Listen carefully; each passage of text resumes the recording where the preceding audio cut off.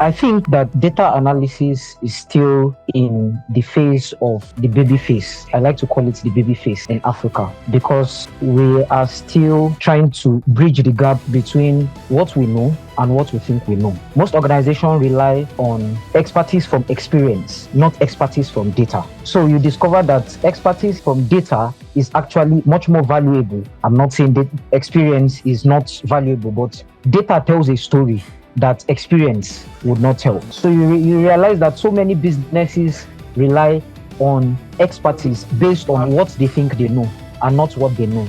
So I think data analysis is very, very, very important. It will move Africa from where Africa is right now because we are still seen as the third world continent. Welcome back. Many thanks for joining us on the program. We have our guest who is standing by now, is joining us virtually. He is Christopher Udoka. Christopher Udoka is a data analyst, a project manager, and an entrepreneur with a passion for using analytics to drive business growth and strategic decision making. He holds certifications in data analytics and project management and has led several data-driven transformation projects across sectors, including fintech, education, and public policy. Christopher is an advocate for innovation-led development in Africa, focusing on empowering startups and youth with data literacy and technological skills. His work bridges the gap between analytics, entrepreneurship, and sustainable development, helping organizations translate data into measurable impact. Christopher Udoka, you are welcome to Just Africa. Thank you very much. Great. It's nice to have you. Now, first of all, let me get straight to work. From your experience as a data analyst and project manager, how can data analytics directly contribute to economic growth, economic transformation in Africa, and probably, well, to be a little bit personal, Nigeria? Thank you very much for that question. I think that data analysis is still in the phase of the baby phase. I like to call it the baby phase in Africa because we are still trying to bridge the gap between what we know and what we think we know. Most organizations rely on expertise, years of expertise from experience, not expertise from data. So you discover that expertise from data is actually much more valuable.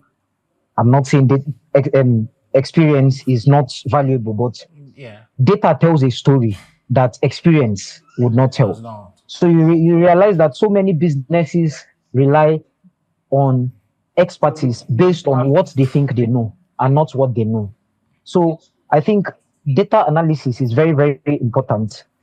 If it will move Africa from where Africa is right now because we are still seen as the continent, the third world continent. So I think data analysis would move Africa from where it is presently to either the second world phase or even the first world phase. Thank you.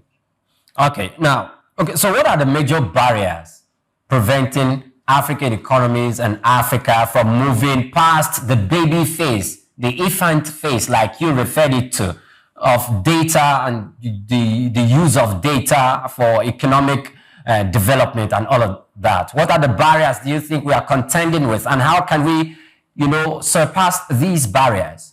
I think we are still in that phase where we rely on cloud-based systems that doesn't look into the peculiarity of our market. We still rely on Western cloud-based systems that doesn't take our peculiarities as Africans and as Nigerians into perspective. Let me give you an example. An example is how people use POS machines, for example. The way that people use POS machine in the Western world is quite different from the way that we in Nigeria use POS machines. And you discover that most cloud-based softwares doesn't take into consideration those peculiarities. Of course, I know that there are some that are springing up, and I wouldn't want to mention them because of the interaction. Obvious. But I know that there are some that are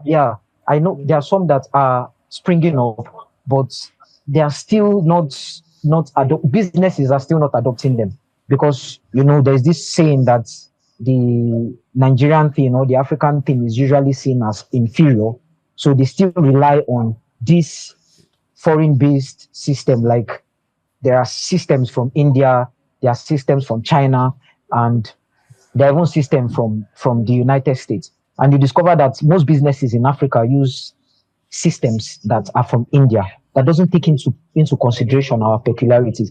So I think one of the ways is, or one of the most ways is that we make indigenous cloud-based systems available. Okay. I see that you got this love for data, right? But the African business environment is heavily dependent or filled with small businesses. And when we talk about small businesses, they might be as small as the woman that is selling something in the corner of her street, right? But how do you now convince such a people that data is very, very valuable for their businesses to scale up?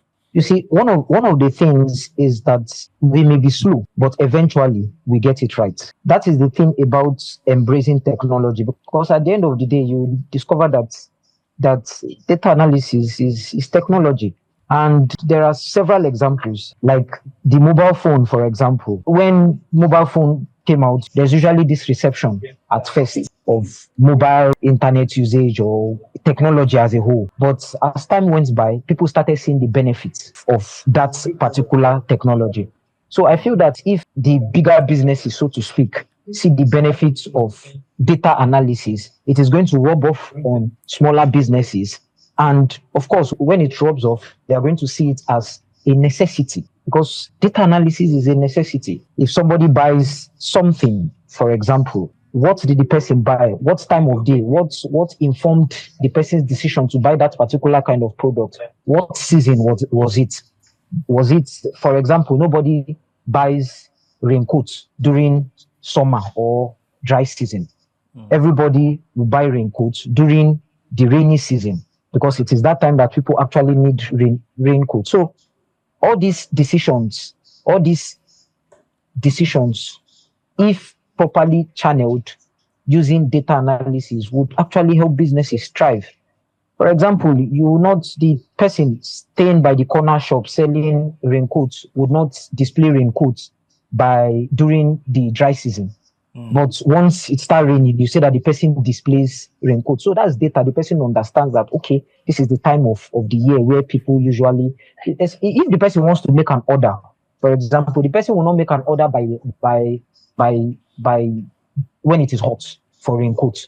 The person will probably wait until probably March or April, when the person knows that rainy season is coming, and then the person places an order. So all this is what data analysis entails, because it actually helps businesses make informed decisions. And when you make informed decisions in your business, it actually helps your business thrive. I know many of our small businesses are set in their ways, in the sense that they just want to buy and then they sell. They naturally do analysis, but not the way we do, maybe consider it in formal education styles, or as one to put it. Because I remember I did a research and I went to the field. I wanted some of the small businesses to do bookkeeping with their phones. They had this app that just do bookkeeping on your phone and every track. One of the things that we found was it was even difficult to get them to use a smartphone. It was like a phone that you can now begin to punch most of your information in. Now, you have been able to conquer that a bit. Tell us some of the challenges that you spotted, and of course, how you were able to fix some of these problems. Sorry, please, can you come again? So tell us some of the problems that you've noticed amongst businesses where you try to convince them to use data analysis or data analytics. Because many of them are set in their ways. They want to do maybe use experience like you mentioned before. Okay. Most of the time it is cost. Because of course, the average business, yes, cost. Because of course, the average business, sometimes you set up a business to maximize profit. And then when you ask them that, okay, why wouldn't you want to get a data analyst? They tell you things like, oh, it is expensive, it is this and that. And then most of the time when I get the privilege to actually do probably a financial audit of that organization, I discover that they are bleeding much more financially. They are making much more financial loss than if they employed a data analyst. Because Okay. one of the major things that data analysts do is actually, if your business is bleeding loss, or it is bleeding some financial leakages, they could actually look into your books and then use that data and then try to see where those leakages is coming from. Okay. So you discover that these businesses are actually making much more leakages than if they had employed a data analyst or a business data analyst. Yeah. So one of the downside, or one of the reasons why several businesses do not, or have sort of refused the adoption of analysts or professionals in their organization is because of cost. And then when you discover that they are bleeding much more than if they had employed. So I would say that the major challenge has always been cost. Okay. So that's it. So so essentially, if you're able to eliminate the costs of hiring a data analyst, you think businesses can actually scale up? There's something I like to call technological literacy. You discover that even another thing outside cost would actually be the enlightenment, the literacy. You tell the average person that, oh, okay, I'm a data analyst and I think I can help your business. And then the first thing that they look at you is that what role do you want to play in my business? People do not look outside the traditional role of the office. This person is this is the sales team, and then this is the marketing team, and this is the this is even this. It will shock us to know that social media team is even much more embraced nowadays in the traditional sense than even data analysts. So aside the cost, I'm also going to say that digital or technological literacy is also something that we should also look at. Okay. All right. Thank you very much, Christopher Udoka. Now, most of the time when we converse with data analysts like yourselves and others, statisticians, we spoke with one yesterday, they always tell us that Nigeria and Africa, most of the time, they don't mind their data. Do you think that Africa risks becoming a data colony, or are we going to continue to depend on foreign organizations and foreign countries who continue to mine our local data without local value addition? We need massive investment in data. Our census board, I think it was some years ago, wanted to conduct, and I think it was during the last regime, was looking at conducting population census, yes. And then there was population census, yes. And there was this very huge amount of money that the census board was actually putting. And when I looked into the budget for what they were quoting, I discovered that at the end of the day, it will still be the foreigners it is their cloud system that we would still use. We do not have any kind of indigenous solution cloud system. Okay. Our passports, our international passports as a Nigerian, is not produced in Nigeria. In fact, that was one of the reasons why in the last administration, there were several backlogs of people queuing to wait to get their passports. So we need a government, or we need private firms. It could be a PPP, that is public-private partnership, coming together and saying that, oh, this is what we want to do. We build an indigenous cloud-based system where we can mine our own data, where everything is localized, where everything is sourced locally. So to answer your question, yes, I do not think that Africa is doing enough. Africa as a whole is doing enough to mine our own data. Our data is all over. If okay, let me give an example. If it is easier for a foreign security firm, foreign government security firm or security architecture to get a hold of my data, of your data, than it is for the DSS. That is how difficult it is. It is easier for them than it is than the DSS, because, of course, it is foreign. So we need more investment. We need more hands on that. Thank you very much. Thank you. Thank you very much for saying that word, investment. In the Buhari's administration, he actually budgeted about 14.5 billion naira for data. I mean, for the population census. In 2020, I think about 10 billion of that amount was released, and in 2021, about 4.5 billion of that amount was released for the enumeration demarcation area. For data analysts like you, if you were talking about investment, what are the sort of infrastructure that you think Africa or Nigeria needs for us to be independent, to generate and store our own mine and store our own data for effectively laying the roadmap for economic development? We need a cloud-based system, an indigenous cloud-based system that works, because every data is stored in a cloud. Without that cloud, you cannot get information, or you cannot get the data that you need to give to people like me to be able to make insights. So every serious government needs, let me give you an example. Yeah. Few days ago, was it just yesterday or was it 2 days ago? AWS, that is the Amazon web server, was down throughout the world.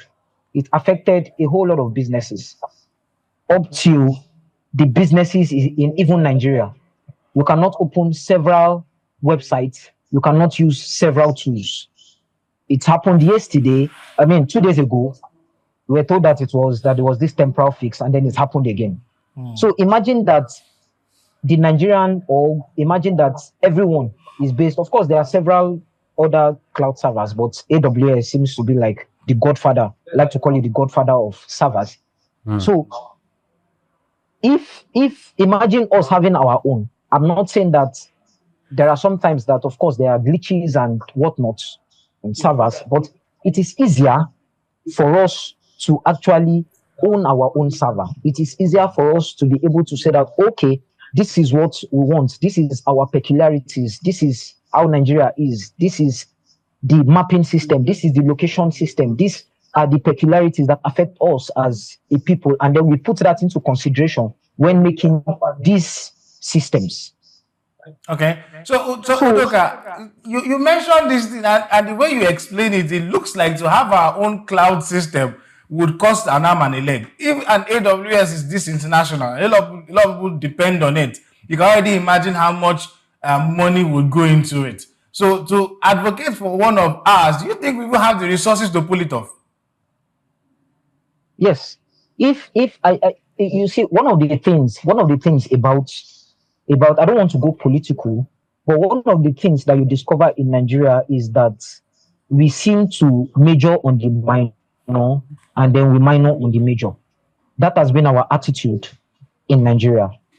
We are where we are today because of we haven't invested heavily on data. We are where we are today because of we haven't invested heavily on data. Really? We do not know. The last census said that Nigeria was it 150 million thereabouts, if I'm not mistaken. Yeah. But the data is flawed. And there is this argument that we are not even up to the 200 million people quoted in Nigeria. And I like to make the argument because you look at things like need. You look at data like data from NIN. I think as of last month, as of September, our commission said that we have about 225 million people registered under NIN.